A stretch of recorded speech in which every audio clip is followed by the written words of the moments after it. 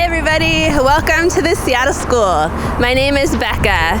I'm the manager of student life programs here in the graduate school, and I'm really excited to show you our campus today. This is at 1130 Rainier Avenue in Seattle, and here we are at our west entrance. You come into the building through this black gate. It's a very busy street, but there is down that way there's Judkins Park. We'll show you that entrance as well as our north entrance where you come through a courtyard. There's lots of ways to get in depending on how you commute to campus, but we'll come in through this main entrance. This is our main entrance for first-time visitors, and if you don't have your own key card or access instructions yet, this is the best way to come through, so come on in.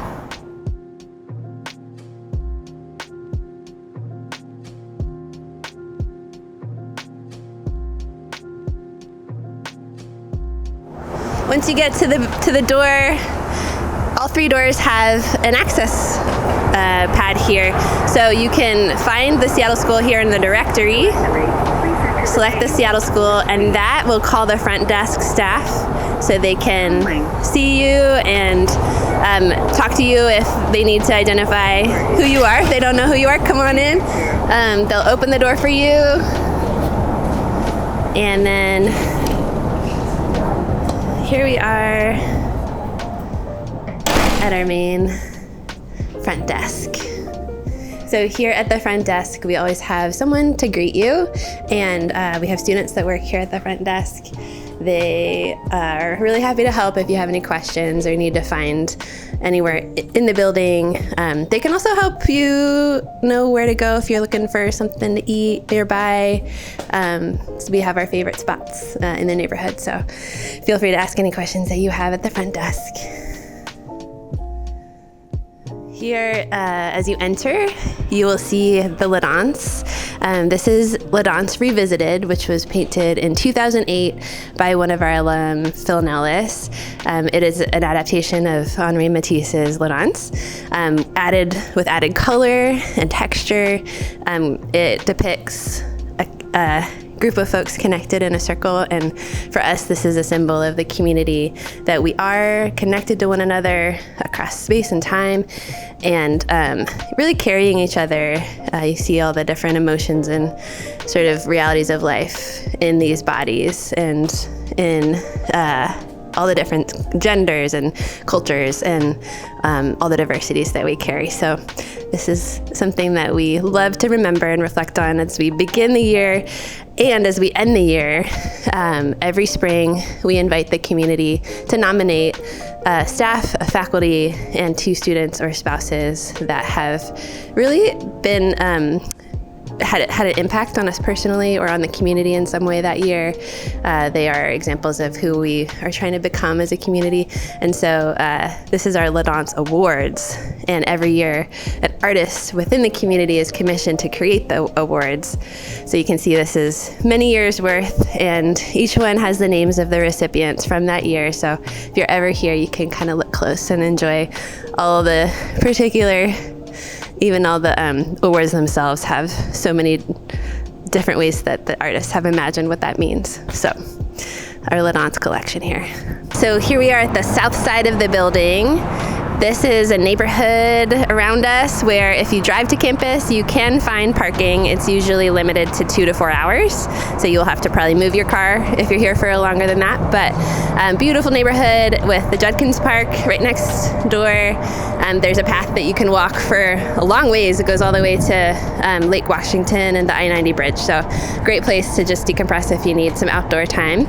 But you can also come to this door. There's 2 steps here, another call box. You can call the Seattle School in the directory if you don't have a key card like mine. But employees, you have the option of having a key card if you need one. And come on in. So this south entrance is also the best entrance if you have a bike. And I'll show you where you can store your bike as we come in. But we receive mail here along with our neighbors on the top floor. Coming through this second door.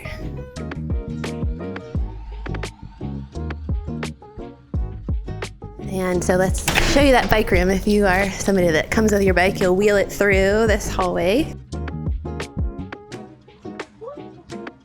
through these double doors. Motion censored lights most places. And then just in here we have a bike room. There's that light. So you can store your bike here. We do recommend that you bring a lock just because this is a sort of a shared space with a lot of people coming and going. And there's lockers if you'd like to store anything from your commute. Again, recommend a lock, but you're welcome to use any of this common space to store things during the day. Okay, so this south end is really more of the business side of the building. Our campus is all one floor, one very big floor. And so we have a conference room here where some of our leadership team are actually currently meeting right now. This conference room is also used as a small classroom. It's a hybrid meeting space. We have an OWL video camera thing that I'm not the IT person, you can tell, but it records what's happening in the room and kind of facilitates hybrid meetings. So if you're in a hybrid class, it might meet here, or a lot of meetings happen in this conference room. Because our community is really spread across the country and even around the world now with our low residency modalities, and we do have employees that are everywhere, and you may be one of them. So we have a conference room next to that other conference room that is also a team suite. So this room is shared by the Eleanor Center team and the enrollment team, and is also sometimes used as a small classroom for listening labs. And next door to that is one of our medium classrooms that is also a team suite. You can go ahead through there. So there's enough space for sort of a medium-sized class, as well as in this corner. Oh, we have our, you can, are you okay being on the video, Ace? Yeah. You're like hiding. Ace is one of our IT staff, and he is wonderful. He helps us work out all those kinks when the tech isn't working quite right. Next in this hallway, we have one of our hoteling spaces. So what this means is that if you're on campus and you just need a room to use for a 30-minute or 1-hour Zoom call, or just some focused study time, or maybe a one-to-one conversation, you can reserve hoteling spaces. If you need help knowing how to do that, you can ask the front desk. But they are all different sizes. This one's great for more individual use or for like a small group purpose. And then right next door, there's another one that's a little bit bigger. So this can serve a little bit of a bigger group conversation. There's also a whiteboard here if you need a little space to ideate. Again, this end of the building is a lot of offices that are our administrative team. So there's the accounting and HR office here. Michelle's in the office today. In this open office area, there are desks where if employees come to campus and they don't have a regular office to land in, they can land here and work or collaborate. We do ask that this space is reserved primarily for employees, and then the north end is really for students to really make yourself at home and settle in and study. So I'll show you that next. But on the way, we have this little nook back here that is an office supply station if employees are looking for pens, tape,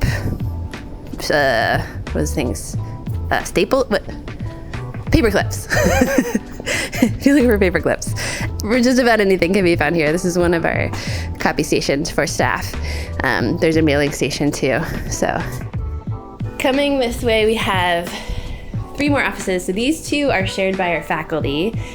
Some of our faculty are local and come to campus weekly and have office hours here on campus, and so they share these offices. I'm not gonna take you in there today. These faculty aren't here to greet us. They're on summer break. But at the end of the hall, there's another hoteling space. So you can reserve this room to work for a short, hour during the day, a couple hours if you need for your team. Students sometimes use this room for like group projects because it actually has one of the windows, which is nice. We've come to another of our medium classrooms here. This is our second of the 2 medium classrooms on campus. So this is one of our more commonly used rooms for on-campus classes. Another couple offices here for our IT, information technology team, and our media and marketing team. A lot of the support that happens behind the scenes. We're so grateful for all of our IT teams. And then we have our large classroom. So this is one of our primary learning spaces here on campus. When we have residencies for the graduate school, this is one of our primary learning spaces because it can hold everyone. Also, the Ellender Center and Center for Transforming Engagement will use this space if they host larger events. We do sometimes flip this classroom into lecture style, so we take the tables down and we have rows of seats, and that can hold up to 100 people without the tables. Otherwise, it's about 80. And we have it's one big room that can be divided in 2, so at some point we may start using this as 2 classroom spaces as well. But we love these big windows. There's actually a really cool history to this building. It was designed by an architect who, I think it was designed to be a factory, but he was really mindful of the quality of the environment for the people that were going to work here. And so we still feel that everywhere on campus. There's these big windows, so there's so much natural light, which is really a gift. So in between these 2 doors, we went in one side and came out the other side of the large classroom, but we passed by the middle space, which is the front desk that we started at today. Right next to the front desk, and actually part of the front desk welcome center area, is the Nourish Market. And this is a campus store that is open anytime the building's open. If you need something to drink or eat, if you forgot your lunch, we have some frozen options. We also have some things that you can add water and bars and things. So lots of little things to sustain you throughout the day. We have books, including faculty publications and staff publications. So some textbooks as well. We do have used copies sometimes of textbooks. So students, if you're looking for used copies, we encourage you to check with us first to see if we have those. We have some consignment from community artists, some handmade items here, graphic design, some jewelry. We have these watercolor prints that were done by an alum a couple years ago of our previous campus at 2501 Elliott, and some stickers here designed by a now graduate MACP student representing our BIPOC community. We also have some work from Lindsay Brayman, who is a prolific artist that translates very complicated concepts into very accessible images. So we love Lindsay's work here. She's an alum of the MACP program. So next to the Nourish Market is the Library Learning Center, named after Mike and Myra McCoy, who are longtime donors and good friends of the Seattle School. And here in the Learning Center, students and visitors are welcome to settle in and have some quiet focus space. There's some computers that can be used. But we also have our library staff here, Sam. So I'll pass the mic to you and you can tell us briefly about this space and then maybe take us down to the back alley. Absolutely. Hi everyone, I'm Sam. I'm the Library Services Manager here at the Seattle School, and we are in the Mike and Myra McCoy Learning Center. Here upstairs we have seating for myself and the rest of our library staff, as well as our audio-video collection, our reference books, and some other special collections, including a section that is entirely the Seattle School authors, past and present. This is a great space to come and study. You can hang out. It's a quiet-ish space. Don't feel like we're gonna be shushing you or anything. Yeah, a good place to come collaborate with fellow students, work on group projects, or just knock out some homework. If you have questions about research, finding sources, I am seated at this desk from 9 to 4:30, Monday through Wednesday. So come by, say hi. We can chat about cool books you've read. You probably know some that I don't. If you need to reference any required texts during a term, you can always find them here. You can't take them home with you, but you can check them out for 3 hours here in the building. So if by chance you forgot your DSM-5 or the proper translation of the Bible, you'll find it right here. But the majority of our books are actually downstairs, so we're gonna do a cool little trick of videography and scoot down there. Follow me.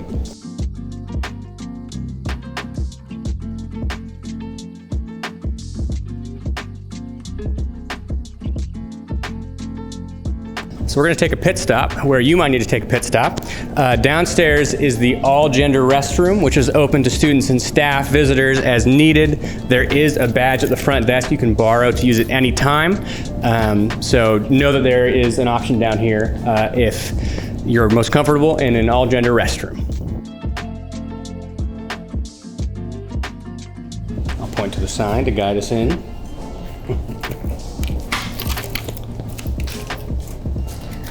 All right, keys to the kingdom.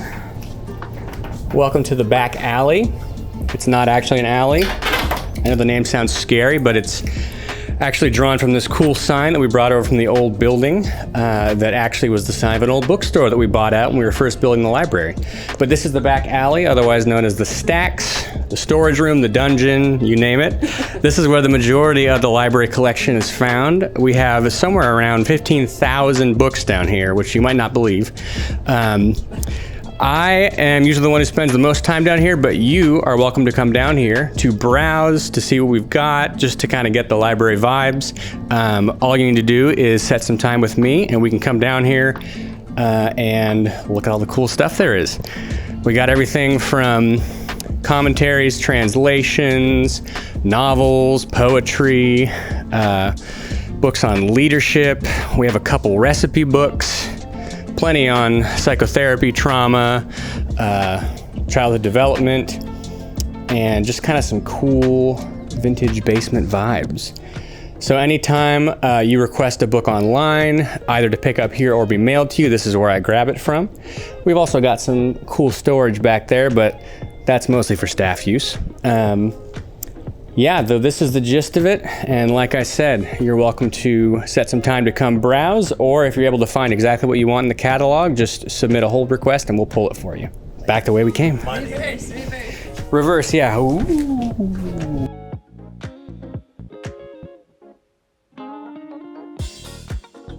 There's also an elevator to access this lower floor. It is just down that way. It's not a very exciting elevator, but I promise you it is there. Upstairs, you access it just outside the doors to the men's and women's restroom. So from the library center, you continue to the south end of the building. So again, this is the side of the building where we really encourage students to make this your home, away from home. Whether it's on some of these couches and chairs and quiet nooks and crannies. There's one here, and at the end of this hallway, we have a chapel that is open for all at any time. You can come in and just take a minute and sit and reflect, breathe, whatever you need. There are some objects you can interact with if you'd like to. We have some words from the community that came with us from our old building, the Carrying the Story. Coming out here, this copy and printer and copier is something the students are welcome to use, and if you need help, you can ask Sam or the library staff. Right outside the chapel, we have our Who Am I collection. So in those binders are the Who Am I pieces from each incoming cohort over the last, I don't know how many years, 20 years almost. And so that's a capsule of who our community is and has been over time. So feel free to find your piece if you're an alum that comes to visit, or take a look. And we have art supplies on these carts that are sort of an extension of the chapel space. Art has always been an important part of our community and of our worship and of our engagement and expression. And so anytime you want to use those art supplies, feel free to roll the cart into the commons or somewhere that it's easier to work with, and just ask that you return it the way you found it when you're done.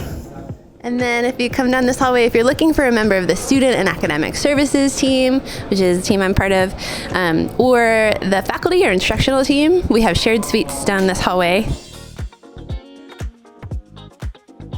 Student and Academic Services, affectionately known as SAS. So our team is actually in today. Can I pass the mic to you for a minute? You tell us where we are. Welcome to the SAS Student and Academic Services Shared Office Suite. This is where you can generally find a few different members of the Student and Academic Services team. And we're always happy to see you. Yeah, so we're typically here on the same days that class are happening. So there's somebody in the office on Monday, Tuesday, Wednesdays, and then of course at residencies, you'll find us here and around the building. Other times we're available on Zoom. And next door to the SAS suite is our instructional team suite. So if you're looking for a member of the faculty team, and meeting with them for office hours, they may be here. And faculty, you're welcome to use this room collaboratively anytime you need a place to put your lunch or your stuff, or kind of sit and do some prep for class. This is for you. We do have a teaching and recording studio here as well. This is like video recording space. All right, and the final leg of the tour here brings us through this hallway, which is a gallery wall with track that can hang art. So we do love these seasonal galleries where we get to feature student art. We have a tradition that was started several years ago by our BIPOC student group of an underrepresented voices gallery. And so every year for the last 3 years, I think, that's been a collaborative show of the various underrepresented student groups featuring student art, visual art and performance art and music, and it's really a gift to hear from those students. This is also where you can find the other restrooms in the north lobby, a men's and women's restroom, and this is the third and final entrance to the building as well.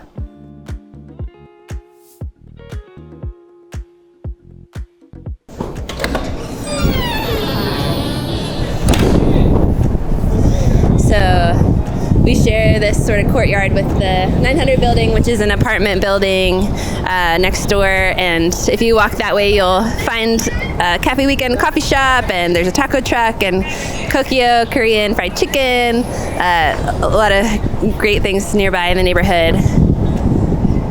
But you can use the callbacks if you need to, or come on in through this entrance anytime.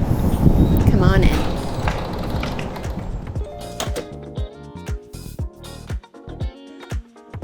Here's the elevator Sam mentioned as well. So you'll need staff to come with you if you're trying to get to the back alley. You'll make an appointment with Sam, but he can take you down using the elevator if that would be easier for you. And then we'll go back through, and the last part of our tour is in some ways the heart of our building. This is our commons. And this is a community space that really is your home away from home, a third space where you can really sit and read, reflect. We've got a lot of things for all ages to make yourself at home here. Got toys and games. And there's 2 other bookshelves over there that have other board games and puzzles. There's usually at least one puzzle going on one of the tables.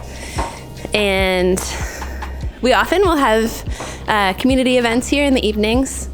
We have, we kind of transformed this corner into a stage area, and we've done an open mic here, and have had some visiting thought leaders share here in the Commons.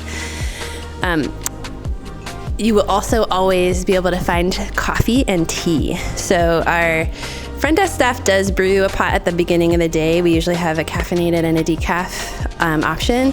If you come here and you get a cup and you're like ready for some coffee and it doesn't pour, that's kind of a little bit, but if it's time to brew another pot, we really do encourage you to make yourself at home and go ahead and brew some. So all you do is you take the old basket out, you can dump it in the compost, and then there should be paper filters available. I'm not going to do all of it right now, but you'll put the paper filter in, and there's instructions on the containers. There's a scoop in one of these bins that's in there. So you can scoop the grounds into the basket and then slide it back under. Make sure there's a carafe underneath. You pop open the lid, take out the pump, and just slide it underneath and hit brew. That's all it takes, and it usually takes about 5 minutes.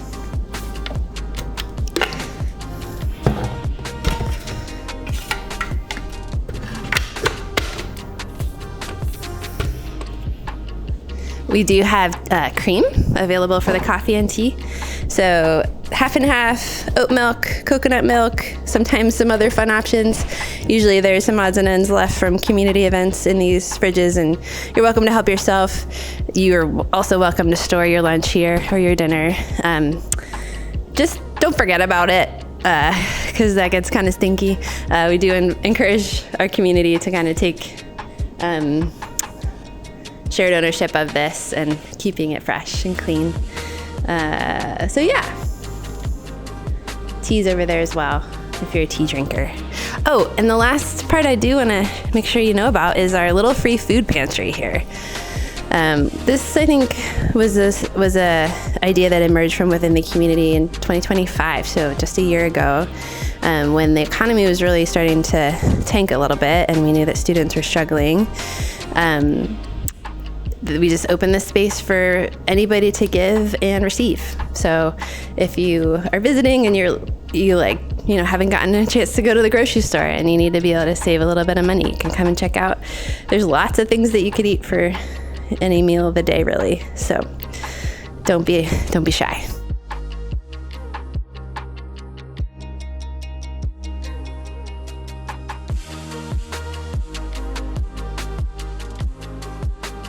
And following our tradition from 2501 with our chalkboard wall, we do have a chalkboard wall here, and it is a very creative community space. So this is a spontaneous art piece done by someone in the community. I don't actually know who did this, but we have chalk available, and we do encourage this to be a space where we can engage creatively with one another and process and reflect and express. And so you may see a prompt on the wall, you may not, but feel free to pick a piece of chalk and add your mark if you'd like to. And that's it. Thank you so much for taking the time to come on this tour with me today virtually. And next time you're here in Seattle, we look forward to seeing you and welcoming you here at 1130 Rainier Avenue.